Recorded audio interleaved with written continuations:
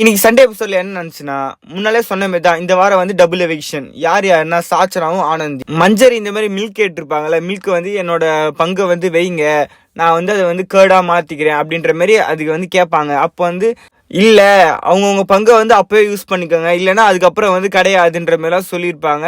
அப்போ சௌந்தர்யாவும் ஜாக்லினும் வந்து மஞ்சள் கிட்ட சண்டைக்கு வந்திருப்பாங்க. அப்போ வந்து சௌந்தர்யா கூட இந்த நாய் மாரி சவுண்டு, அதுக்கப்புறம் வந்து சில வெறுப்பெத்திரை மாரிலாம் பண்ணுவாங்க. அதெல்லாம் வந்து விஜய் சேதுபதி கேட்டிருப்பாரு, இந்த மாதிரிலாம் நீங்க பண்றது வந்து நல்லதா? ராணுவம் பண்ணும்போது மட்டும் நீங்க வந்து டோன்ட் டூ திஸ் அப்படின்லாம் சொல்றீங்களே, அப்போ வந்து மற்றவங்க உங்களுக்கு பண்ணா ஹர்ட் ஆகும், நீங்க மற்றவங்களுக்கு பண்ணா ஹர்ட் ஆகாதா? அந்த மாதிரிலாம் வந்து கேள்வி கேட்டு இருந்தாரு. நேற்று எபிசோடுக்கும் இன்னைக்கு எபிசோடுக்கும் என்ன டிஃப்ரென்ஸ்னா ஒன்றுமே இல்லை. நேற்றும் வந்து கோவா கேங் வந்து திட்டு வாங்கிச்சு, மஞ்சரி வந்து நல்லா பாராட்டு வாங்கினாங்க. அதே மாதிரி தான் இன்னைக்கும் சௌந்தர்யாவும் ஜாக்லினும் வந்து திட்டு வாங்கினாங்க, மஞ்சரி வந்து பாராட்டு வாங்கினாங்க. ரொம்ப வீக்ஸாக மஞ்சரிக்கு வந்து ரொம்ப நெகட்டிவாகவே போயிட்டு இருந்துச்சு. ஆனால் இந்த வாரம் வந்து மஞ்சரிக்கு வந்து நல்லா பாசிட்டிவாக எல்லாமே மாறிடுச்சு.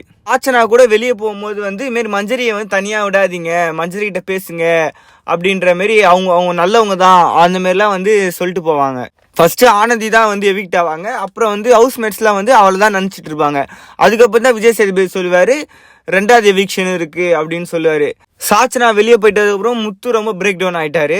ஆக்சுவலாக நிறைய பேர் வந்து பிரேக் டவுன் ஆனாங்க சாச்சனா வெளியே போனதுக்கு. தர்ஷிகா இன்னும் நிறைய பேர் ஆனாங்க. விஜய் சேதுபதி கடுப்பாக தான் கேள்வி கேட்டார். ஏன்னா நான் போன தடவை ராணுவுக்கும் ரயானுக்கும் சண்டை இருக்கும்போது நான் லாஸ்ட் வார்னிங் சொன்னேன், ஆனால் மீண்டும் மீண்டும் நீங்கள் இதே பண்ணுறீங்க, அப்போ நான் தான் உங்களுக்கு ஒழுங்காக சொல்லாமல் போயிட்டேன்னான்ற மாதிரி விஜய் சேதுபதி பேசிட்டு இருந்தாரு. நெக்ஸ்ட் டைம் யாராவது அடிக்கிறதுக்கோ இல்லை ஓங்குற மாதிரியோ வந்தீங்கன்னா ஸ்ட்ரெயிட்டாக ரெட் கார்டு தான் கொடுப்பேன்ற மாதிரி சொல்லியிருப்பாரு.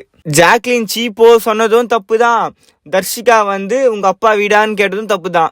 இதுக்கப்புறம் இது மாதிரி நடக்காதுன்னு நினைக்கிறேன். ஏன்னா நடந்தா இதுக்கப்புறம் வந்து ரெட் கார்டு கொடுக்கறதுக்கு தான் 100% சான்ஸ் இருக்கு.